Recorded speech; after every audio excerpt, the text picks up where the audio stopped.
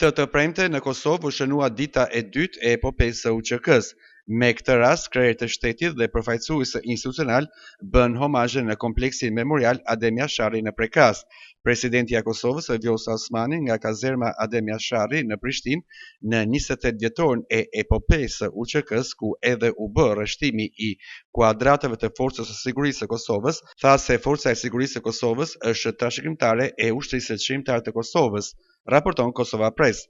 Ajo po ashtu tha se në Prekaz, komandanti legjendar Adem Jashari dhe familja e tij e shndruan shtëpinë në kështjedh rezistence e gjakun e tyre në Vulë të Lirisë. Epopeja e Marsit 98 është dëshmi se liria fitohet me sakrificë, me unitet, me besim në të drejtën tonë për të jetuar të lirë në vatrat tona shekullore.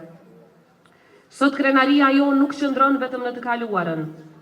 Ajo marshon para nesh, me uniformë moderne, me profesionalizëm të lartë dhe me përkushtim të palëkundur ndaj Republikës sonë.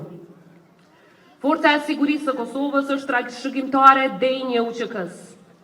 Ajo bart në zemër idealin e lirisë dhe në duar mban përgjegjësinë e sigurisë së vendit. Në kazermen Adem Jashari në Prishtinë është shënuar 28 dhjetori i epopesë UÇK-s, ku u bë edhe rreshtimi i kuadratave të Forcës së Sigurisë së Kosovës e të pranishëm edhe krerët e institucioneve dhe Rifat Jashari, ndërsa presidentia Vjosa Osmani ka parakaluar para ushtarëve të Forcës së Sigurisë së Kosovës.